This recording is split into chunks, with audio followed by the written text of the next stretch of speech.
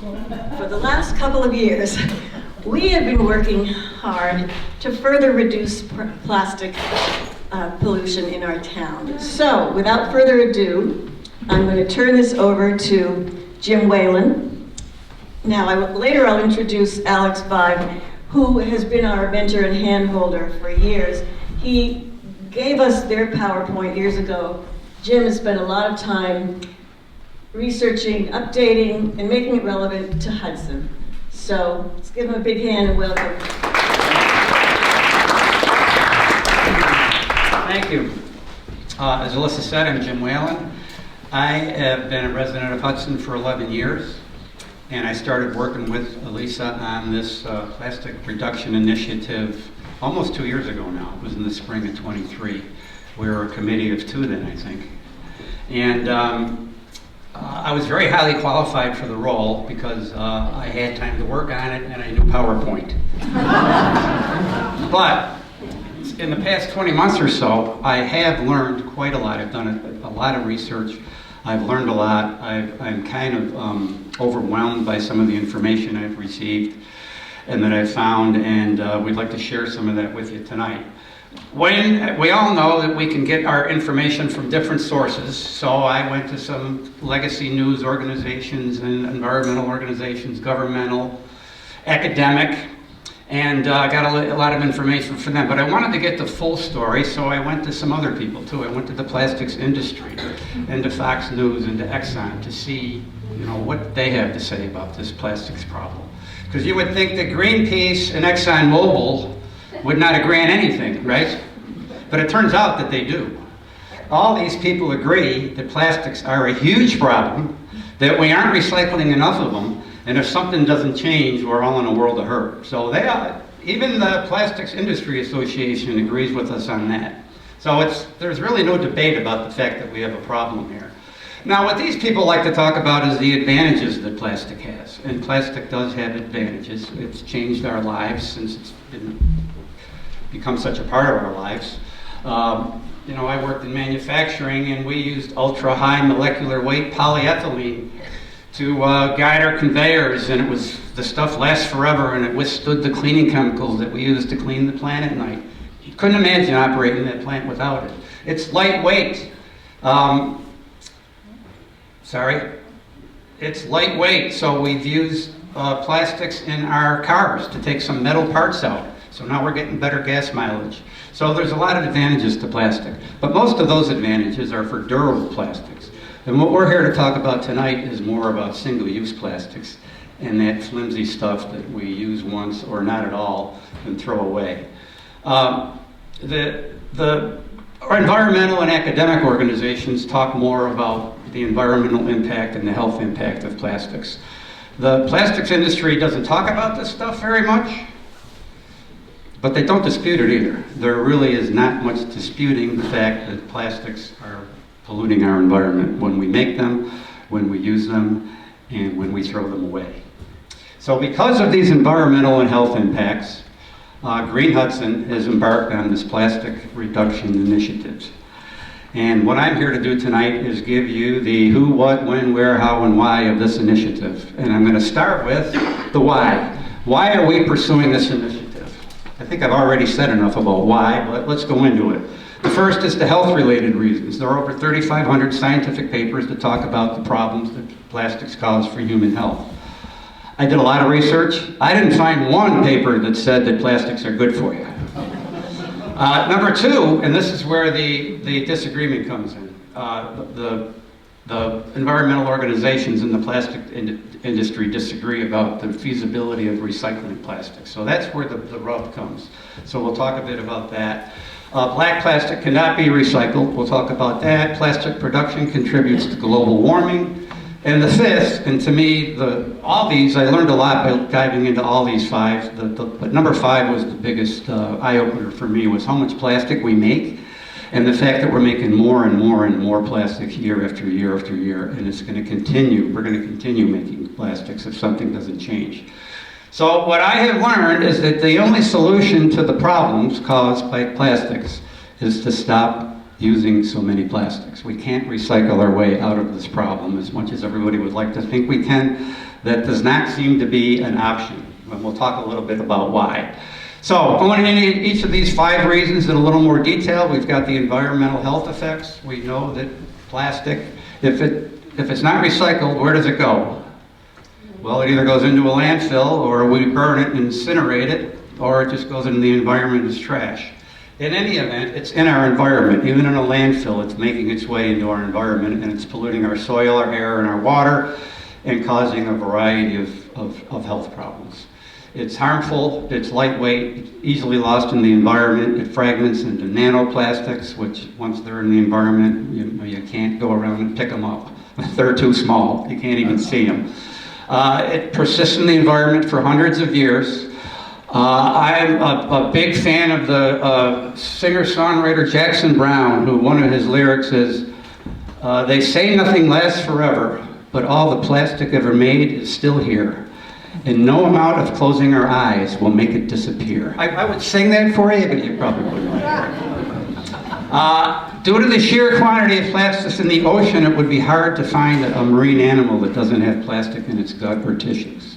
In fact, we all eat fish and so forth. Most of us are now consuming the equivalent of a credit card's worth of plastic every week.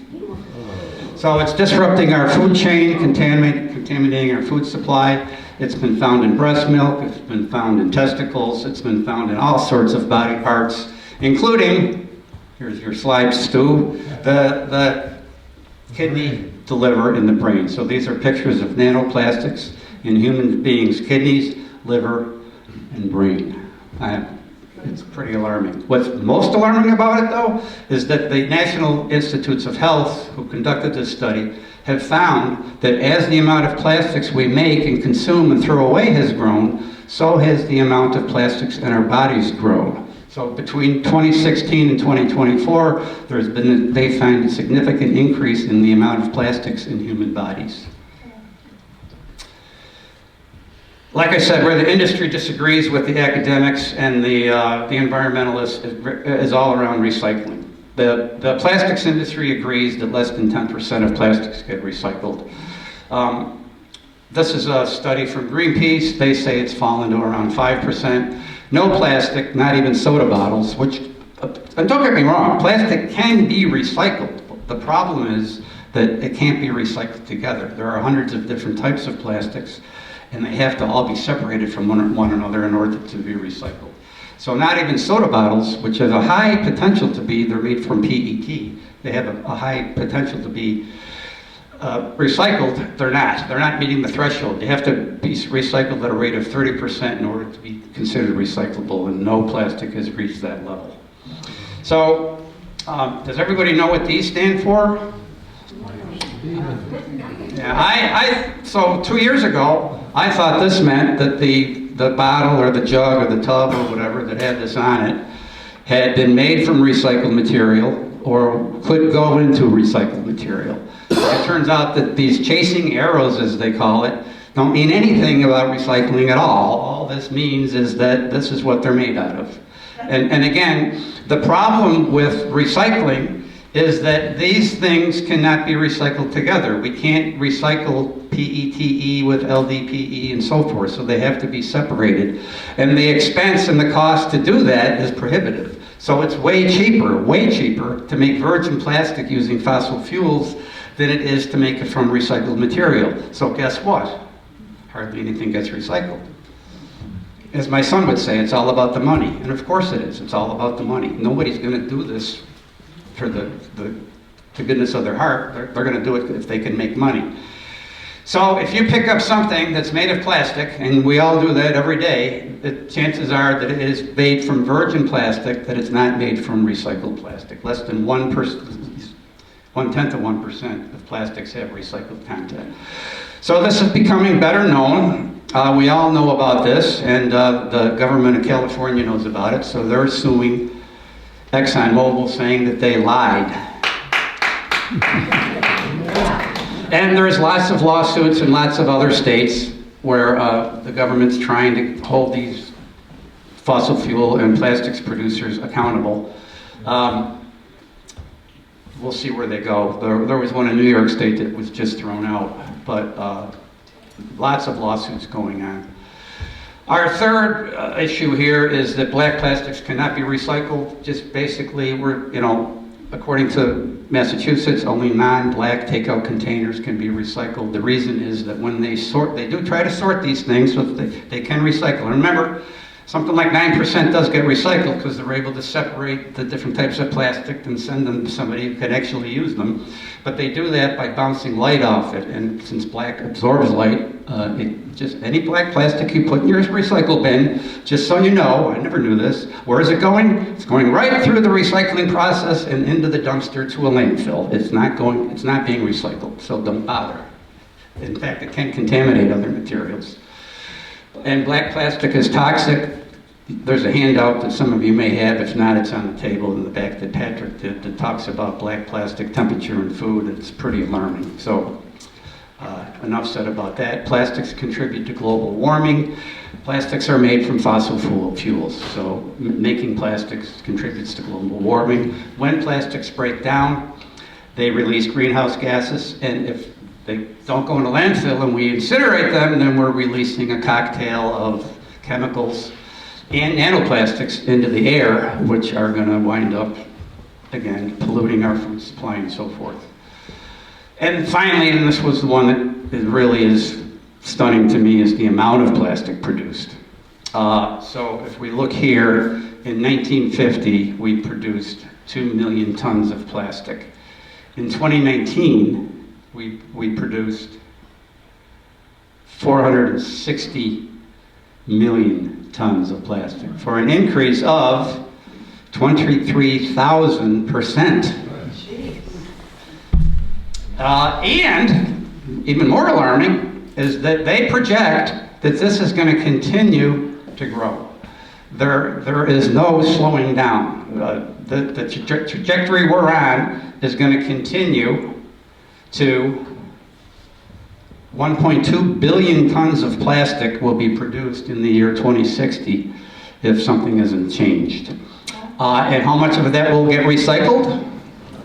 Maybe by 2060 they'll figure it out. They are working on ways to improve this. It's called advanced recycling, and it does work, but it's crazy expensive, and it's not likely to be a viable solution in my lifetime anyway. So, you might say, well, of course we're making more plastics. There's more people. The population of the planet has increased, right? Yes, it has.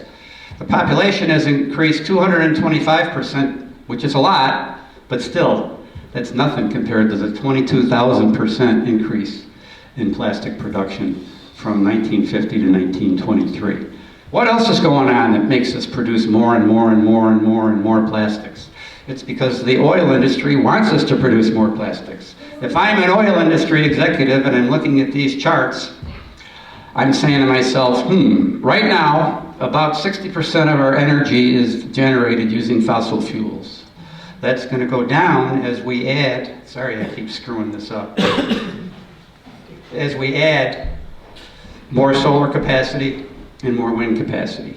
And this might slow down. I understand our incoming president doesn't like windmills, but it's not going to go away, and in 4 years it might pick up again, even if he does manage to slow it down. So the fossil fuel industry is pushing plastics so that they can keep selling more oil. And of course, we're buying more and more electric cars. So oil is we don't need as much oil to run our cars as we used to. So, more plastics, more oil. The United States is planning to build 10 new plastic plants and expand 17 existing plants over the next 5 years. And where are they building these plants? It's an area down mostly along the Mississippi River in Louisiana and on the Texas Gulf Coast.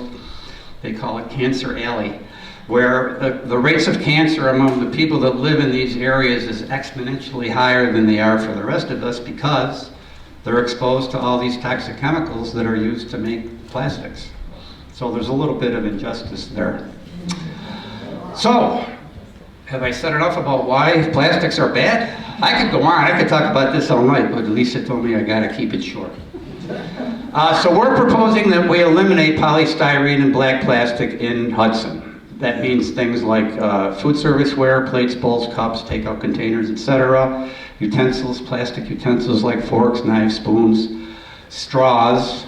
Straws are a big one. Stirrers, splash sticks, chopsticks if they're plastic. And then meat trays, fish trays, those types of things. And styrofoam packing peanuts. Can you just clarify, when you say polystyrene, what exactly are you talking about? You know what, I'm going to have my partner Alyssa answer that one. Alyssa, what am I talking about?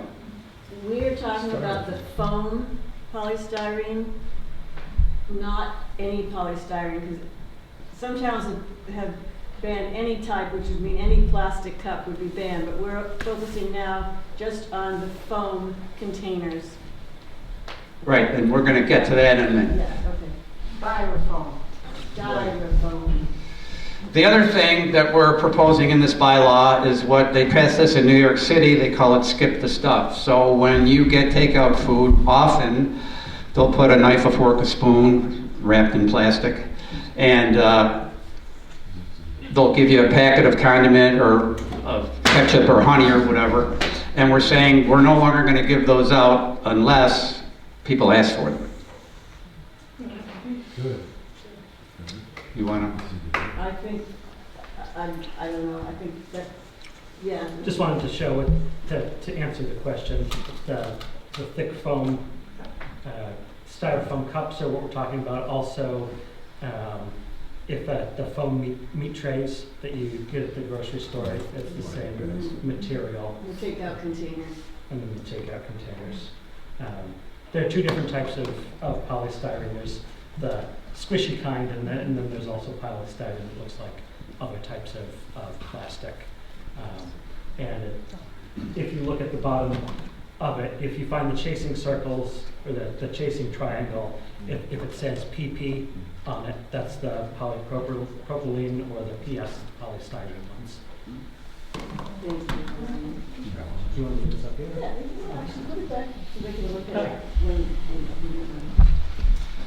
So as we're saying, we're not proposing that all plastics be eliminated, so certain things are not included in this bylaw. One is packaged food packaged outside the town of Hudson. So one of my neighbors stopped me and said, I buy Omaha steaks and they come on a styrofoam tray. No, I'm not going to come to your house and take your steaks. It's okay. Polystyrene food serviceware purchased outside the town of Hudson for personal use. We're not going to come to your house and take your plastic knives from you if you bought them in Marlboro. As we were just saying, this applies to single-use plastics that cannot be recycled. So a lot of plastics in Hudson, in the town of Hudson, at the transfer station or in your curbside pickup. So all these plastics can be recycled. It's just that they're not being recycled. So if there's a chance that they can be recycled, and the arbiter of that is Recycle Smart MA. If you've not been to that website, I highly recommend it. It's very easy to use. They do a really nice job. And I have an example here. So as she said, certain takeout containers, even though they're plastic, put it in your recycle bin. So we're still saying those are okay. We don't like them, but they are not included in this bylaw because they do have a chance that they'll be recycled. The chances aren't great, as we've seen, but there is a chance for that.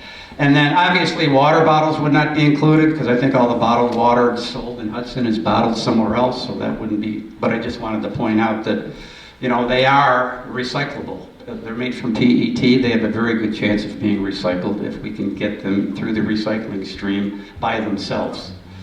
Also, wraps and films are excluded. So we've got some plastic bags on here. As Alyssa said, Green Hudson was able to get a bylaw passed where we no longer have single-use plastic bags. But these things are not recyclable at the transfer station or in your curbside recycling. So you can recycle them. You can take them, for example, to Walmart, in the lobby of Walmart. You can put plastic film in there and they'll take them, I don't know where, and recycle them. But don't put them in your recycle bin. Don't take them to the transfer station because they actually cause problems at the material recovery facility because they get wrapped around conveyor belts and so forth. So where will this initiative apply? Obviously in the town of Hudson. We just wanted to point out that we're hardly unique. There are 62 other towns, and I think that's growing all the time, that have passed similar bylaws. 14 states, lots of cities and towns, and most countries around the world are way ahead of us. This is another thing actually I was pretty surprised at, is how the rest of the world is ahead of us when it comes to styrene reduction. These are the other towns in Massachusetts that already have reduction initiatives in place. And then this slide talks about, I wasn't surprised that Europe is ahead of us when it comes to this, but South America, 27 of 33 countries in Latin America, India and China are banning single-use plastic products. Africa, 54 countries, or of 54 countries, 34 have passed laws. Kenya has some of the strictest single-use plastic bans in the world, so we're just playing catch-up with the rest of the world here. Who would be impacted? With this slide, there's a lot going on here, but just so I can explain it simply, hopefully, what we're saying here is that our chains, so this right here, Subway is a chain. They have a store, at least one store in Hudson. They may have more than one. But they also have stores in 28 other towns in Massachusetts that already have reduction bylaws. So our premise here is that these chains, since they have stores in other towns where they have polystyrene reduction in place, it's not going to be that heavy of a lift for them to adopt it here in Hudson, since they already know how to do it. So food service establishments, retailers, and all of us will be impacted. The effective date we're proposing is January 1st, 2026. And costs, we're going to talk about costs. Recyclable or sustainable packaging does cost a little bit more. Based upon our research, about 10 to 20% more. But we're hoping that, for example, some costs can be mitigated. So if you don't give out the forks and knives and spoons when you're giving people takeout food, and don't give them the ketchup packets and so forth, that'll save you some money. 17 Hudson establishments are, that was 17 I think a year or two ago, so it's probably more, are already using compostable containers. People ask us if there are alternatives available, and there are. There's lots of alternatives available, and the big news here that we found is that the cost of this stuff is coming down. We just saw all the towns and cities and states that are passing these laws. So the companies that make this are getting some economies of scale. So as demand grows and production scales up, the prices of this stuff is coming down, and it's going to be competitive with the traditional packaging very soon. What about the cost to the environment? So it might cost us a little more when we take our leftovers home, but what about the cost to the health? They're estimated at $100 billion a year. The cost from climate change, about $100 billion a year. The harm to nature, this was the upsetting one. It's beyond fixable. There's not, all the money in the world won't fix the oceans. That's how bad off they are, because there's that much plastic in them. Now, it turns out that the plastics companies and the fossil fuel companies realize that they're going to be sued someday, as we've seen, they already are.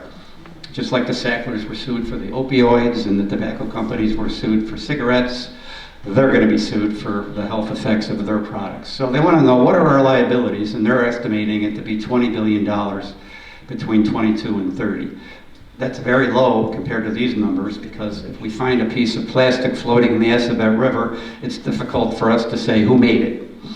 So because of this burden of proof, the plastic companies think they're going to get off pretty easy and not have to pay the social and environmental cost that they really should. What do we need from you? We'd like you to patronize businesses that comply with this initiative. So early next year, you'll start to see businesses display the seal of approval, which means they're abiding by this initiative. I won't go into it. It's on our handouts, all the things you can do to stop using so much plastic. My big pet peeve is, get one of these, stop buying plastic water bottles. And there's lots of alternatives and things we can do to reduce our plastic use. But the big thing we need from everybody is to come to the town meeting on May 5th and vote yes for this plastic reduction bylaw. So that is the mess that we're trying to deal with. And that's my story, and I'm sticking to it. So thank you for considering this. Well done. We do have several people from other towns who are going to speak with us. So please welcome Alex. Hey everyone, good evening. It's great to see so many faces out tonight. It's a lot of things you could be doing on a Thursday evening other than being here, so thank you very much for coming out. So as Lisa said, I'm Alex Vi. I am a resident of Sudbury. I've lived there for 25 years now. I'm also I'm part of the Sustainable Sudbury, which is the Green Hudson of Sudbury. But I'm also the campaigns coordinator for Surfrider Foundation, which is a national nonprofit that's dedicated to helping people protect and enjoy the ocean, waves, beaches. And at the heart of it, plastic pollution is one of the big few challenges that's facing the oceans, right? So we're very active on this issue at a national level, but sort of at the state and local level. You know, what we've had the most success in doing is working with communities like Hudson, like Sudbury, like Fairhaven. So over the 6 or 7 years I've been volunteering with this organization, we've worked with probably close to 36 towns on various plastic pollution bylaws. So and the vast majority of them have passed and succeeded. So it's great to see this energy and this momentum happening here. And if you have questions about process or the policy, I can probably help, or you can find someone who can help you, right? But I think at least I wanted me to talk specifically more about what happened in Sudbury, right? One of the neighboring towns here. So in 2020, this was the COVID year, right, when everyone was masking up for the first time. We actually had a bunch of high school students at the Lincoln Sudbury Regional High School. And so they were in the environmental club and they wanted to do something because they had heard all these same facts about polystyrene and single-use plastics that Jim was just talking about, and they wanted to do something. And so we had a really great confluence where we had a ton of energy and excitement from the students that year, but also some sort of technical expertise from, let's quote unquote, the adults in the room. In order to put together some bylaws, work through all the shenanigans of town meeting and that process, and actually successfully pass 3 plastic reduction bylaws in Sudbury in 2020. We were on the high school field, everyone was socially distanced, it was quite a shindig, but we got it done, right? And actually a lot of what Hudson is proposing is based on the Sudbury bylaw. But actually we've extended it to include black plastics because of the more recent findings on the health effects of black plastics. And so it's great to see what we think are good ideas getting copied but also extended. One of the really important things that we found in trying to get these laws passed, right, was working through the process, right? I think many of us in this room are sort of in our hearts convinced that this is a pretty solid idea. But there's nothing that our elected officials hate more than feeling surprised, right? And I know this has been happening, but one of the most important things we found was in being super proactive in working with all of our elected boards that had potentially had an opinion on this issue. So we worked with the high schoolers, we gave presentations to the select boards, the Board of Health, the Finance Committee, the Conservation Committee, the Energy and Sustainability Commission. Like everyone who might have an opinion, we went out and listened to them, tried to hear their feedback, but also going in with this notion that we know what we're trying to do is the right thing and we want to do it in the best way possible, right? And in Sudbury in particular, the Board of Health is really important because they're the enforcing agency in Sudbury for this. Same thing. And the same here in Hudson. So this was COVID, right? So they were like, we're really stressed. We don't have enough inspectors. This is a big problem. We kind of like the ideas. The health arguments are convincing, but what can you do to help us, right? And so we actually ended up helping a lot with the implementation by giving drafts for the outreach letters that would go out with the Board of Health to them, so they could inform the businesses in town. And that made a huge difference for our health director at the time being sort of okay with this idea. And then more recently, we've had a new health director And we've had taken the opportunity to sort of educate her about the new bylaw, the bylaws that have been in place, and she's actually said, oh, you guys can be our eyes and ears in the community. You know, the high schoolers, when you go out to lunch at such and such restaurant, Sudbury House of Pizza, if you spot issues, wouldn't you please let us know so that we can go out and educate? And I think that's actually one of the key points here, because I think the way things have gone with the bylaws in Sudbury, and again, I've been in touch with a lot of different towns all over the place, it's mostly no news is good news, right? The only times you really see a business that is that's violating the law is potentially out of ignorance, or perhaps so it's usually just an opportunity to educate and things get fixed, because the vast majority of business owners want to be law-abiding citizens. And so if they're doing something that isn't in compliance, it has usually just been a simple conversation. And it's been a very calm, cool, calm, and collected situation. And I think that's probably likely going to be the type of situation you might expect here in Hudson as well. Because it's in the case basically for all of the 62 Massachusetts cities and towns. I think Jim alluding to the fact that there is a well-funded and well-organized plastics lobby, right? And they work just as hard on these issues as we, the environmentalists, and we, the citizens of Massachusetts, do. And if there were substantial cases of restaurants going out of business because of these types of bylaws, I guarantee you we would have heard about it. And the fact that, this is just, it's tough being a restaurant owner, don't get me wrong, right? And every little thing does matter, but this is not the proverbial straw that's breaking the camel's backs, right? So that's a basic experience with the implementation in Sudbury. So being proactive about offering up our help as citizens and as sort of Green Hudson to work with the Board of Health in doing their part of the job. And helping to educate, right? It's not about penalties, it's not about punitive things, it's about education and working with our business community, because they're part of this town as well. I think the last thing that Lisa asked me to talk about was just resources. So I think the idea of having a Green Hudson approved restaurant sticker is actually a fantastic idea, and I say that because Surfrider actually operates what we call the Ocean Friendly Restaurants program. It's actually a free certification program that includes a lot of ocean-friendly practices that a restaurant might use. Everything from the plastic side, but also water-saving fixtures or having vegetarian options and all that sort of thing. But that's a program that we have actually used with great success in communicating and working with businesses. And as part of that, in February 2024, Surfrider actually published the version 2.0 of the Ocean Friendly Restaurants Foodware Guide, which is actually a 20-page, extremely comprehensive guide to what all of the labeling means in foodware, but also sharing, here's a list of 12 alternatives that you could use for a cup if you didn't want to use a styrofoam cup. It's got pricing that's fairly recent from post-inflation, post-COVID, right? From February of last year. And in fact, in many cases, the restaurants that, again, joined this free program, it gives them access to sort of negotiated discounts that Surfrider has negotiated with many of the purveyors of these types of more ocean-friendly products. And so that's a resource that absolutely exists, and I'd be more than happy to get it in your hands so that you can take it to people and say, first of all, consider becoming an ocean-friendly restaurant in addition to a Green Hudson approved.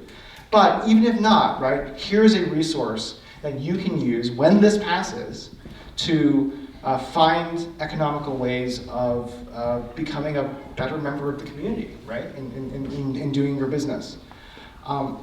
So I think that's a resource that I just want to make sure people are aware exists. And I guess one more thing I just want to emphasize that Jim also said this, is I'm really happy to see that in your law, there is a upon request only component of that law. Right? It's undeniable that many of the sustainable alternatives are a little bit more expensive per unit than the absolute cheapest styrofoam options. Right? That's undeniable. But there's data out there, and this isn't true for every business everywhere all the time, but for most businesses, if people only take the stuff that they need, they actually reduce the total amount of demand for these items by quite a lot. And in the studies have shown that in most cases it can offset if the cups are 10 or 20% more, but half of people take the cups, that works out as a net savings for business, right? So I think that from a policy standpoint, what's happening here in Hudson is actually a really great combination of some of the better ideas that have been out there on plastics reduction at the local level in Massachusetts and anywhere. And again, just really excited to see you all join this club here in Massachusetts in May. So thanks all for your time. So first, my name is John Sangermano. I live in Stowe. I'm on the Green Advisory Committee in Stowe. It's a town body, and a member of Sustainable Stowe is like parallel to Green Hudson. Green Hudson and Sustainable Stowe did a heat pump initiative, very successful just prior to COVID. The Green Advisory Committee is looking at having 2 bylaws at our May town meeting. I was sort of intrigued when I saw what Green Hudson was doing. Our 2 are single-use plastic ban reduction and polystyrene reduction. No black plastic mentioned, but sort of part of why I'm coming here is just to learn and see what other towns have done. I haven't given up on recycling. Maybe that makes me hopeless optimist. Part of my visual aids here was, as I collect plastic, I said, well, gee, this was a takeout container, clamshell, and this is a food container, and this one is polystyrene number 6, and it's the clear kind, not the foam kind, and this is a number 1. So this one is very hard to recycle, number 6, and so that's why we have it on our banned separate polystyrene. This one, again, I'm an optimist. Maybe it's a number 1. It should be able to be plastic. It should be able to be recycled, so we don't put a restriction on it. So that was all. It's just here trying to learn and see what other experiences are. These bylaws have to get implemented by the Board of Health. Stowe is different than other towns. When I talked to people in Westford, and they had 180 restaurants and food places, and what a job the Board of Health had in regulating that. And I'm hearing here that Hudson has 49. Well, we've got more than that. We didn't go to the chains because, as the PowerPoint showed, chains all have other towns that have already done it, so they know what to do. Yeah. So the Stowe issue is much easier. We have 5 food places, and we have, counting the post office, we have 20 businesses. So it's much less scale. I've tried to assure the Board of Health people, and like, please don't give us one more thing. Again, smaller scale in Stowe. The Board of Health has 1 paid employee and a 3-member volunteer board. So when I presented to them, their reaction is, great, 1 more thing for Cindy to do, and 1 more thing for us 3 to do in our spare time, of which they don't have any. But hoping to get them over that it's, as we said, it's education, that it shouldn't be that much of an issue. All right, I would like to welcome Sarah Measures, a longtime friend, and Orion Green, who is another becoming friend on the Green Maynard Committee, and they're going to come up here and share a little bit. Their law passed just in 22, so it's newer and a little bit different. Do you want to just say what you have decided to ban at this point? Or to reduce? We shouldn't use the word ban, we should use the word reduce. Well, I will start by thanking Alex, who was absolutely indispensable in Green Maynard getting our program off the ground. We didn't exist until we decided to go for a bag ban and a polystyrene ban. That was the first thing Green Maynard ever did. And we were successful in passing both at the town meeting, although there was quite a lot of question as to whether or not we would be. I think that one of the smart things we did was to go to all the restaurants and talk to them and explain what we were trying to do and why we thought it was important, and to ask them to sign on board supporting us. And we got 34 out of 53. 34 actually signed out and of 53, which, considering nobody had heard about any of this, was really quite remarkable. And we passed with flying colors. And the bag ban, although we didn't try for the 10-cent charge for the paper bags, and perhaps we should, we passed that, and the difference is clear. It really is gratifying to see how little plastic we're seeing hanging around on our trees. Now, we'd hoped also to get people to start bringing their own bags, and in fact, we had a turn your t-shirt into a shopping bag extravaganza that was really, really successful. But still, a lot of plastic bags are being used. You mean a lot of paper bags? Yeah, right? yes, Because sorry. actually the single-use plastic has been, I think, very successful. Right, Yeah. right. Yeah, so I wanted to talk a little bit about the process. One of the most helpful people also was Scott Richardson, who came from Concord, who was instrumental in their water bottle ban, the single-serving water bottle. So he was explaining his process, which it took him 2 tries. The first time it failed, second time it was successful. And so he emphasized that the key to being successful was to spend hours and hours talking to businesses and talking to people and tabling. And we took that to heart. So we basically spent hours and hours talking to people. But what was, for me, was actually, I actually sort of hate doing that sort of thing. The thought of tabling was quite horrendous. But it was actually remarkably rewarding. And I ended up feeling actually much closer to my community and much more connected to mainland town. And the response from businesses was really surprisingly positive. And people, you know, they would talk with tears in their eyes about the plastic bags in their hometown, and they were just making global connections all over the place. So for an awful lot of people, it was unhesitating to say yes and to sign something. The other thing that he said was you've got to get signatures, email addresses, so that you can remind people to come to the town meeting by email and follow up that way.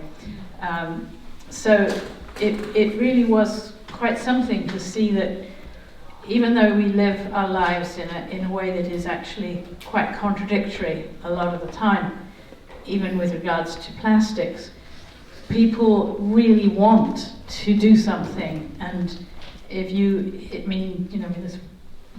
all these talks are completely heartbreaking, but if people are given a way of actually taking action a little bit, they really want to do it, was my general impression. So, and tabling was also really quite a moving experience in nearly every case. Very little kickback, really. Can I just add? Yes,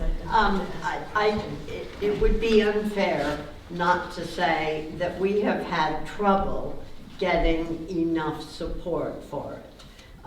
The Board of Health seems to be a revolving door in Maynard, so that you work with one person and he disappears and the next comes. So we are not thrilled with the results necessarily. There are more polystyrene things going out to different people We tried at first and offered to go and help them by approaching businesses because we already had a relationship.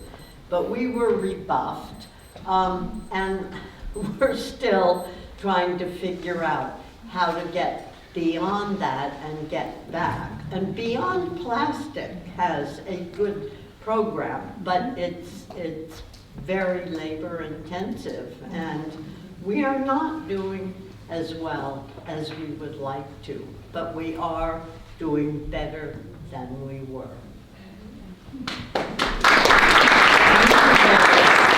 All right, so let's see. You know Alex, and you know Sarah, and you know Orion, and you know Jim.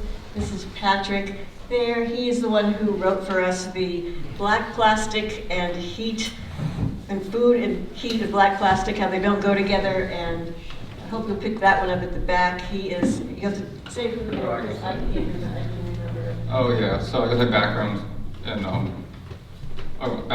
regenerative medicine, but basically that regenerative medicine and inflammation is two sides of the same coin. And so basically the black plastic and other plastics can cause basically chronic inflammation. So He's a PhD scientist, so we're so glad to have him on the Green Hudson team. Jim, you have met. This is Jackie Gillis, who is the head of our recycling in town. Yay, Jackie. And so she knows, we turn to her constantly for information. And then we have Tina Grosowski, who's been our contact with the schools, because that was a big question we had. Well, should this apply to the schools? Should they be exempt? How can we help them? What are they doing now? Because they're doing all kinds of different things. So, and if there's anyone else from Green Hudson who I didn't invite up here, but you feel like you could answer a question, just run on up. So what kinds of questions do we have from the audience? What do you want to know more about? Yes, sir. Hi, Dan, and I apologize just to my ignorance. I've been in Hudson about 7 years, so I've never been to a town meeting. Where are you at as far, is this proposal all set to be introduced at town meeting? Are you just looking for people to support it now, or do you still need other things to be done to get the proposal brought forward? Well, our plan is to bring it forward for the May town meeting, which means we have to have the language all fixed and done by the end of this month. And we were hoping more businesses would come to talk to us about their concerns, but we have been going out and we will continue to go out. And we know from our surveys and such, we know a lot of the concerns, and they mostly are around costs of alternatives. And yes, so does that make sense to you, that we're planning to do this?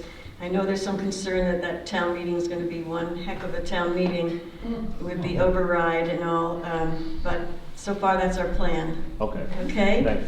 You're So welcome. there will be a petition that will need to get signed, but the May town meeting, it's 10 required signatures. 10 signatures, I think we can Oh. manage It's that. much lower. Okay. We were on the fall warrant as well. We collected almost 200 signatures for that. So. Okay. Yeah, so I was gonna go to that meeting, and then I saw that it was taken off the Yes. agenda, and I wasn't quite sure why, but I We decided we needed more time to talk to people. generate support. Yes, yeah. Okay, thank you. Jeanette? Just a note about what else we're doing as Green Hudson. We have, as many of you know, because you're familiar faces, we have climate cafes on the fourth Tuesday evening of every month, and we've declared until the town meeting, all of our climate cafes will be some angle on plastic, what we can do. We're going to have a great movie with popcorn. I'm bringing my air popcorn, so you can even get healthy popcorn. And so we're gonna have that in March. Representative Hogan is coming to talk about a bill she's filing on PFAS, which someone else is going to have to explain than I. But we had in Hudson, you know, that at least 2 of our wells were found to be full of PFAS, which are called forever chemicals, like they're with you forever. And she's coming to speak at our Climate Cafe. And then in April, we're going to have another public forum like this where people can ask questions. But I think we're also going to talk to businesses, right, in the meantime? Yeah. Elisa's been working on this practically since I met her, which is like since she was born. She has been working on this so All hard. right, questions for some of our people here. Who wants to know something? I have a question about the new recycling transfer station that we're talking about. Will that make it easier to recycle some of these products, or how is it going to be different from the, frankly speaking, mess that's over there? Stu is referring to the new transfer station that's been proposed by BP. I've seen very little information about any changes of the recycling. One thing I did hear is they're going to be baling the cardboard, which is a big plus. We wouldn't have to be monitoring that container. I'm assuming they're all going to be much more accessible for us, you know. How about a bigger swap shop? A bigger swap shop would be nice, yes. And they'll have to accommodate any other bans that the state processes. For example, the mattress recycling was a new initiative, and this year they have to have a mercury shed. That's for lights, light bulbs, and batteries. That's a mandate. They must have that. So we'll be having one of those this year. So. Jackie, where do the plastics from the recycling things up there, where do they end up going? Well, where they do go to is what's called a MRF, which is a material recycling facilities center, where it goes through a series of sorting. Is it one place, or is it? There's 7 across the state, maybe more now. Not sure which one Hudson sends theirs to. Excuse me. And it's single stream, so all the plastic goes into one container and then goes through a series of conveyor belts and air jets and UV lights, and it's actually quite modernized. That's the reason that black plastic is not recycled, because they can't put that light through the black and it gets sent into the trash. So that's one of the reasons that black plastic is not recyclable. And plus the quality it's not the plastic they want to recycle. So does that make sense? Yeah, so if it does get to that MRF, does, other than the black plastic, is most all of it, 100% of it get recycled? The ones in the tubes, if the quality is good, there's a good chance that it will hopefully find a market. It's a commodity, so it all depends on how much the vendor will pay for it. They're not allowed to trash plastic unless they have a good reason to do that. And one of the reasons would be they can't sell it. So, do you have anything to add? No. I have things to add, but I think there's other questions. Yeah. I think Jen Richard. Yeah. John, you had a question? Yeah, I had a question just on sequence. So, and again, we're hoping to come to town meeting in May. We have a draft bylaw article that is sort of just copied Acton's and Westford's, and spoken informally to restaurant, but I had the sequence question is, before town meeting, do I have to go to, or would we go to every restaurant or the Chinese restaurant and get them to say we're on board, or is it you let them know you're doing it, but go to town meeting and pass it, and then go and say these are the new regs and let me work? So what's the sequence? It'd be ideal to do everything ahead of time, but I don't know if that's are easy to do or doable? I don't think it's always possible. What was good that the health department did with the bag ban was they got it translated, they got the regs translated into at least 3 languages. One of them was Mandarin, right, and Portuguese and Spanish, and that was really important because some people we couldn't communicate with. So yeah, you do what you can, but then I think health and safety has to take priority. That's how I feel about it personally. I think it's probably just worth adding that I think you can there's always more you can do with outreach. Like you can literally never be finished with outreach, because I forget how many people live in Stowe, right? But there's a lot of people in Stowe. And also the fact is, not, to be honest with you, not everyone is going to agree with you. Like, those are just the facts.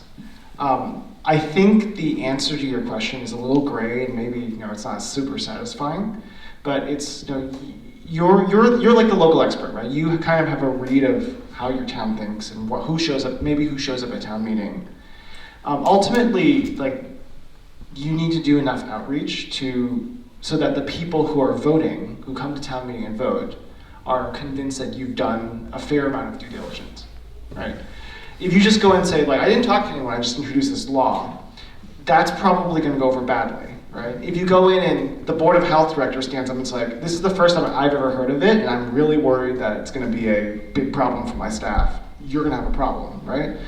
But if someone's like, have you talked to the restaurant community? And you're just like, we put in 20 hours of time, we talked to 50% of the restaurants in town. Okay, that feels pretty good, right? It's a little bit of a gray area. And so the answer is you probably can prioritize the outreach to make sure you think about what people would be concerned about. Did you talk to the town staff? Did you talk to some restaurants? Did you talk to low-income folks? Did you talk to kids and seniors? Right? Like, if you try to cover your bases, you don't have to feel like you need to do everything, but within the time that you're volunteering to this project, right? You can target it really well and just try to do the best you can. You don't have to be perfect to win a town meeting, but it's sort of on you to read the town and see how close you are. So that's my suggestion. Sarah, did you want to add to that something? And Tina? Yeah, I actually think there's a payoff to contacting everybody and making the effort, especially because we're small towns, Maynard and Stowe, and it's really surprising which people do agree with you sometimes.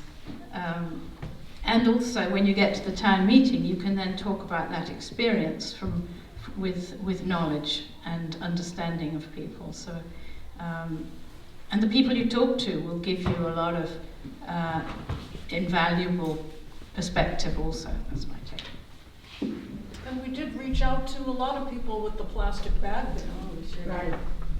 Yeah, tabling every weekend in every supermarket we were out front. Yeah.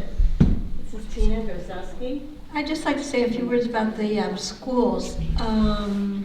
In Hudson, we're trying to establish what's called a Climate Resilient Schools group. There's a statewide coalition, the Climate Resilient Schools Coalition. And as part of that, we're trying to get clean energy into schools, but also recycling and composting. None of the Hudson public schools have dishwashers. There's elementary schools, the middle school, and the high school. None of them have dishwashers. So that means the food that they prepare and give to the students have to be, there's no dishes that can go back to the kitchen to be washed. So they've been using styrofoam trays, and some of the schools have switched over to, the high school has switched over now to the cardboard trays, which is good. So this will affect the public schools as well, and we're working with the food services director, with the superintendent, with all the principals, and enlisting some of the students at the middle school and at the high school, working with the environmental club to do education at the schools and to see if they will be able to change over and use compostable products and recyclable products. So maybe in the future we can do some kind of initiative that will get the dishwashers in there, but that's a big expense. A industrial dishwasher is $25,000 at least dollars. So this is an answer at the schools as well for the children's health, so they're not using plastic, they're not eating food that's been on plastic, and they're going to have alternatives there as well.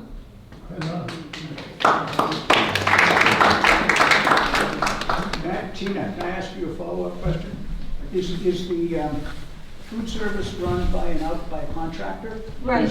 It is. Right, so in Hudson, they contract with the food services, and the food services would like to have all the alternatives, but they're more expensive. So that's another, they're given a budget from the school department, and that's the budget that they can use for the food services. So that's another element that we're going to have to work with, and but hopefully we're going to be able to be successful and have them at least, they're starting with some alternatives, and hopefully it can work into the budget. It's a good question. Is there a way to combine efforts between towns to find more alternatives? That's a great question. I will take that back. Thank you for that idea. Yeah. Jim? Question. When we were talking about the MRFs and DP, the recycling, you had said that number 1 and number 2 were great, but you had showed 7 on the image that came up. Can all of them be recycled? Do some get thrown away? What is the breakdown of that? I feel like I've heard so many different things about different numbers over the years, and I get a little confused. And you're not the only one. But the biggest market, you remember it's a commodity. They have to have an ability to sell the product. Number 1s and number 2s are the ones that seem to have the best chance of becoming another product. Okay. Number 7, I have never heard of anybody being able to recycle that product. Avoid it at all costs. What's an example of a 7? It used to be Tropicana juice used to be in a 7. I think 7 just means anything that's not part of the other 6. So I'm serious. So like there are hundreds and hundreds of different plastic polymers, and 6 of them have specific codes. So 1 through 6. And in the US, 7 is literally just everything else. So like my Nalgene bottle is a number 7 because it's made of a type of plastic that is different than all the other 6. So as people have been alluding to, the hard part of this problem is sorting, right? Because if you could get these materials sort of clean and neatly in one pile, there's a lot you could technically do with them chemically, right? But just imagine a big pile of trash, and if it seems difficult for you to sort that, it's difficult to sort, right?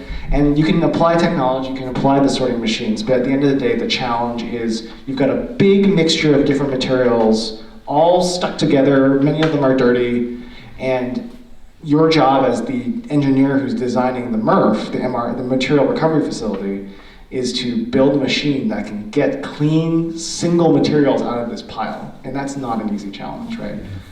So to your point, there's a market for 1 and 2, but those are also ones that happen to be technologically a little easier to sort than some of the others.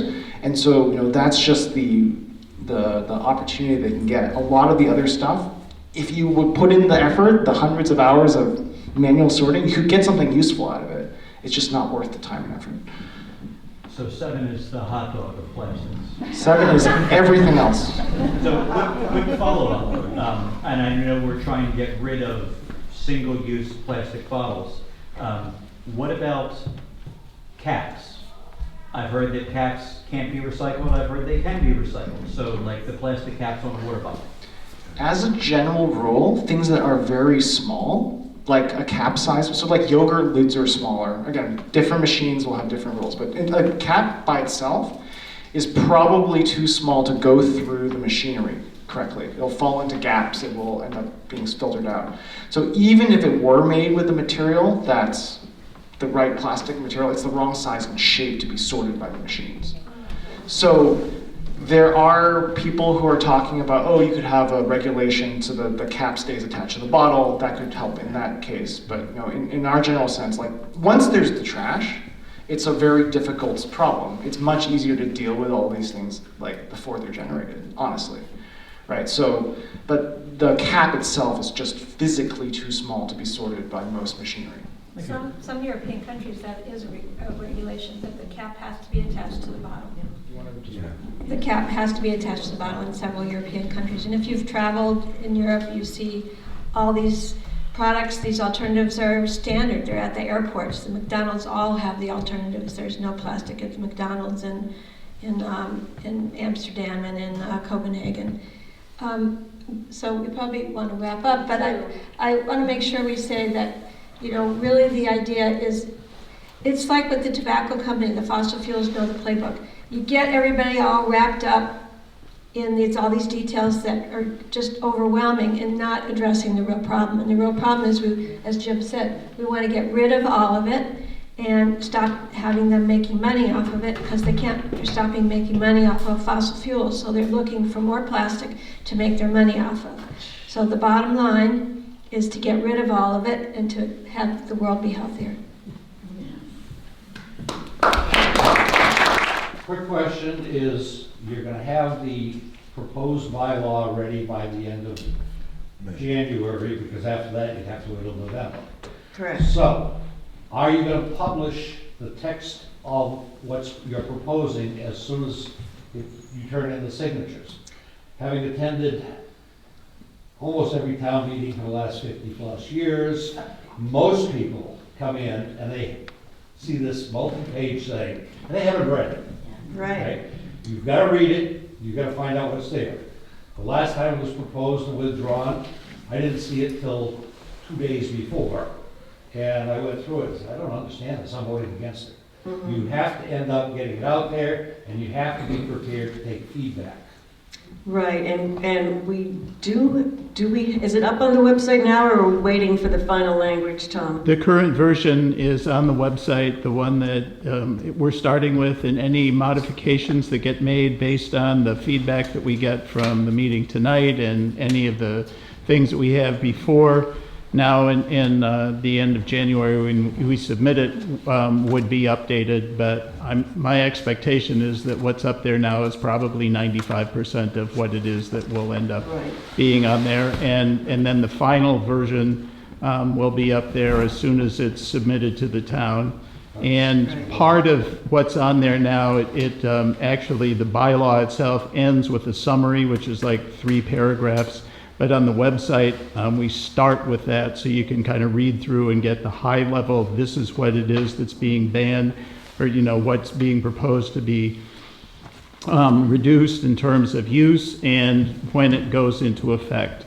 And then there's a lot of technical stuff, most of which is the definition of all of the items in there, so that it's very specific about exactly which plastics would not be allowed to be distributed, and to make sure that, just in the differences between the towns, one of the things that they talked about is some towns don't allow any, including the clear plastics. We would allow the clear plastics because they are recyclable. So the short version is, if you can take it to the transfer station, or if you can put it in your single stream recycling, then it's not being eliminated. But those things that can't go in there, that's what it is that we're looking to eliminate. Right, well said. And we did simplify the language a little bit and clarify it with help from Pat and some others, so that I think it'll read a little bit better. How long is it? It's 5 pages. Sorry, there's a lot of elements to it, believe me, but we're not only having it on the website, we are having in March a climate cafe on I think it's the 4th Tuesday in March, a question answer time. You can call us, ask us. It's April, right, it's April. But we're around, and we hope that you will contact us. We have an info at Green Hudson. Is that it, or do we have a different one now? You could email plastic@greenhudson.org. Right, plastic@greenhudson.org. And if you take our trifold, the information on how to contact us is there. And we're happy to keep answering questions and taking feedback. And just to point out, we sent this information out through the Chamber of Commerce so that they sent it to all of their members, including the link to the article as it exists now, the email address, so if people have questions, they can get in touch with us. We reached out to the Hudson Business Alliance, and I went and did a quick presentation there about what's going on. We really are trying to make the effort, and I know a lot of the people that are up on the stage now have been out to many of the restaurants in town, handing out the flyers, letting them know about the meeting tonight. We're going to continue to try to talk to them, and obviously between now and the Maytown meeting, we'll be at a lot of places getting the information out there and answering people's questions. Yes, so thank you all for thank you all up on the stage, and thank you all for coming. And we're here, we either have our Green Hudson t-shirt or at least a name tag on, and feel free to keep asking us questions. And thank you so much for taking time. Thank you.